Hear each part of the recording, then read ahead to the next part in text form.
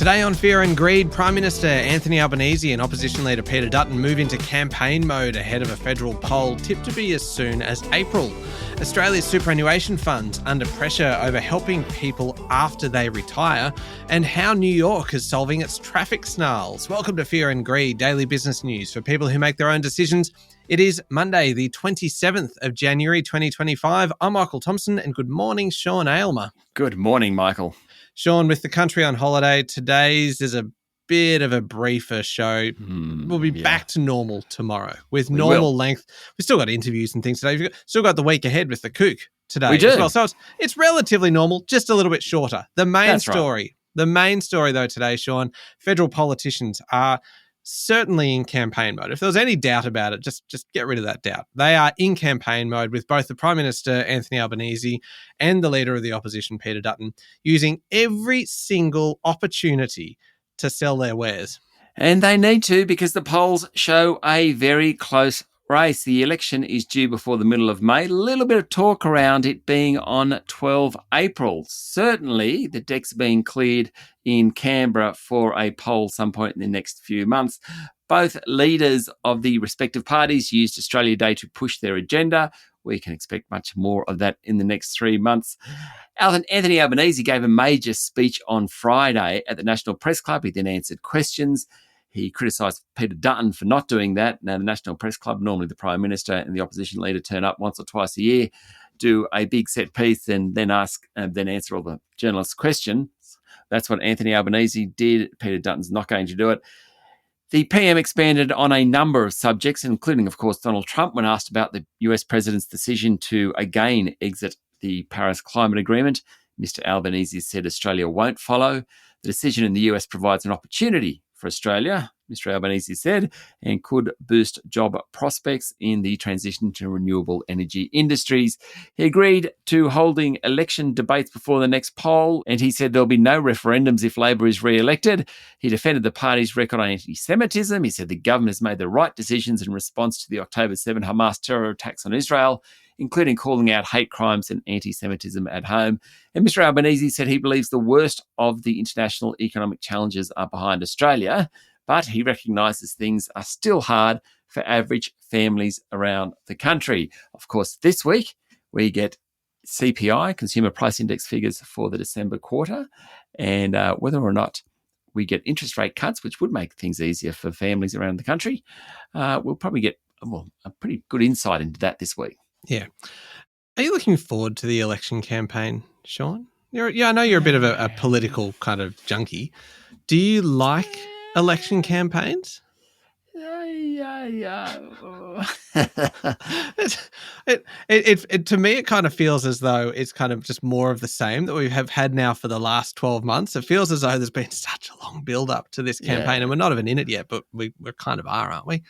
Yeah, I know. I mean, I don't overly enjoy campaigns. It's as a journalist, you're supposed to follow everything. I find it really hard. There's so much is going on, and when they're making announcements, you don't know whether it's a re-announcement or a new announcement, all this sort of thing. It gets very tricky. And core promises and non-core promises. Remember those ones? Yes, those ones. Yeah. Good fun. Local markets, how do they finish up on Friday? The S&P ASX 200 rose almost 0.5%. It closed at 8,409 points. It was up just over a week. Sorry, I'll say that again. Michael, it was just over 1% for the week. On Friday, the retailers did best. Premier Investments, which of course got approval last week to sell most of its brands to Myer, it jumped more than 6%. Wesfarmers rose more than 3% after Goldman Sachs, the investment bank, upgraded its prospects. Harvey Norman rose around 2.5%. The energy stocks were among the worst performers. Woodside dropped about 2%. It was a lacklustre day ahead of the long weekend, really. The banks were mixed. The big miners were flat to positive, and Telstra was down a touch. Before we leave markets, Sean, there is a fair bit of blowback on the dollar Trump and dollar Melania meme coins from within the crypto industry. Yes, it's interesting. So they were launched 10 days ago or so, just ahead of Donald Trump taking office. The coins have absolutely no economic purpose at all. Their value is totally based on the popularity of the individuals and the internet memes. Now, at one point last week, Donald Trump, its market value was well over $8 billion. Dollar Milania, it was about $1.4 billion at peak, I think. That's according to Coin Market Cap. The problem, according to crypto executives, is that all this froth and bubble basically undermines the credibility of the industry. And, we saw over the weekend, it started on Friday, then over the weekend, the value of dollar Melania and dollar Trump just fell through the floor. So they're worth a lot less than they were in the middle of last week. But, this industry has been trying to build up its credibility, and suddenly we get these two meme coins, people buying them. And people would have lost billions of dollars will have been lost in these coins. Someone bought them when they were worth a lot of money and not now. And that's really upset the industry. There's also the sort of conflict of interest issue that Donald Trump could benefit from the sale of the tokens as well. That too. But that's a really good point. That really it is a credibility problem here, isn't it? And after an industry that has done so much to build its reputation, and particularly was buoyed so much by a lot of the kind of the institutional investors coming on board and the big moves, particularly this time last year out of the US with the Bitcoin spot ETFs. Remember? That kind of gave the industry huge credibility. It's kind of challenged a bit now. Before we go to the break, we've got an interview coming up after the show. A quick mention of that one. Amy Lomas, the chief economist at PwC Australia. PwC has released its 28th annual Global CEOs Survey. 4,700 CEOs across 109 countries, about 116 Australian CEOs in that. Talk about all things around economic growth, artificial intelligence, a fantastic way of tapping into what CEOs globally are thinking. Yeah, it's a good conversation. It's coming up after the show. Stick around for that one. Stick around as well. We've got more to come. We'll be back in a moment with the rest of the day's business news.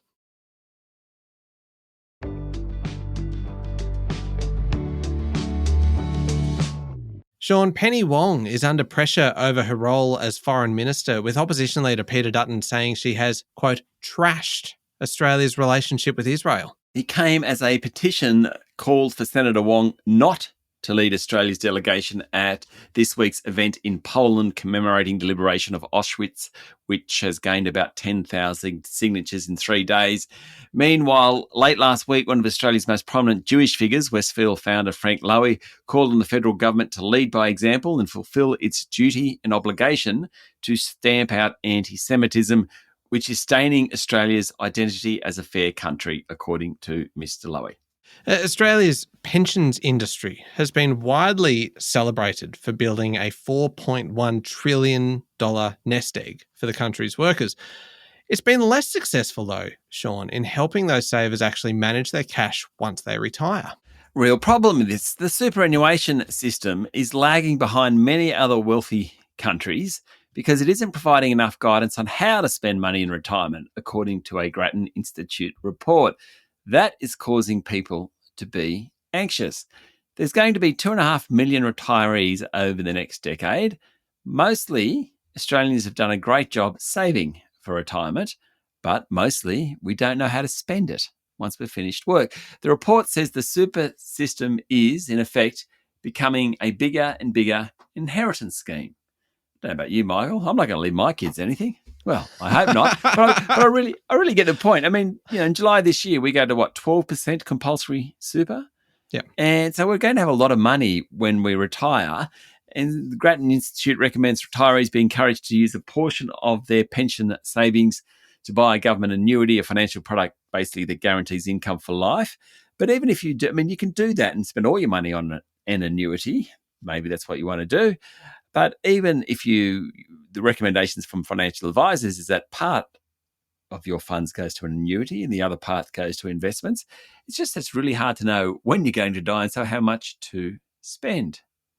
Now, some Australian funds are beginning to offer some of these products, but we've got a long way to go, according to the Grattan Institute.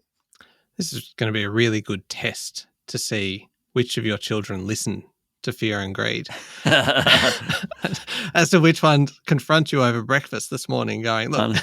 On a public holiday, I'm free. No problems. Okay, you're all right. You can say whatever you want, knowing that they are not going to hear you. Rio Tinto, Sean, has warned that first quarter iron ore shipments from WA's Pilbara region will be lower than expected after a cyclone dropped a month's rain in 24 hours and flooded its port infrastructure. What's the name of this cyclone again? I've forgotten. Tropical Cyclone Sean, my favourite. A rail car dumper that offloads iron ore from trains to port operations has been put out of action for a month after the cyclone inundated Karratha with 274 mils of rain on one day earlier last week. The miner has warned that the closure will affect its first quarter iron ore output. Mind you, it's still going to ship, about 330 million tonnes for the full year, but there's a bit of delay in those shipments. Turning to international news now. Sean, I love this story. This is really interesting. New York, like many cities around the world, has enormous traffic snarls, but a new congestion toll seems to be working, with cars appearing to move faster around Manhattan. So they're moving faster along Manhattan's bridges and tunnels since the city implemented its long-debated congestion pricing plan on 5 January, according to a report in the Financial Times. Morning rush hour speed from New Jersey through the Holland Tunnel, a main route under the Hudson River into Manhattan, has almost doubled to 28 miles an hour.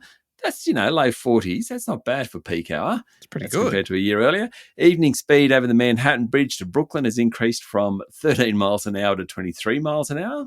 Not bad. Motorists are charged $4.50 to $14.40 to enter the congestion zone. A car's $9, so it's not cheap. So you've got to think about it if you're taking your car onto Manhattan. New York joins London, Milan, Singapore and Stockholm in a small club of big cities with congestion pricing. Traffic in London, which introduced its program in 2003, was one of the early ones, dropped by 14% in its zone in the first year. Other cities have experienced drops of more than 20%. So the financial incentive seems to be working. Sean, coming up next is Fear and Greed the Week Ahead, featuring our resident economist, Stephen Koukoulas. Definitely worth a listen today, because one of the main things that he is talking about, obviously, is the inflation data coming out on Wednesday and his prediction as to what that will mean for interest rates and what the Reserve Bank will be wanting to see from this data in order to actually get a rate cut perhaps as early as February. And after that, Amy Lomas, the chief economist at PwC, as we mentioned earlier. So plenty of good listening for your public holiday coming up in the Fear and Greed playlist on your podcast platform or at fearandgreed.com.au. Thank you, Sean. Thank you, Michael. It is Monday, the 27th of January, 2025. Make sure you're following the podcast and please join us online on LinkedIn, Instagram, X, TikTok and Facebook. I'm Michael Thompson and that was Fear and Greed. Have a great day.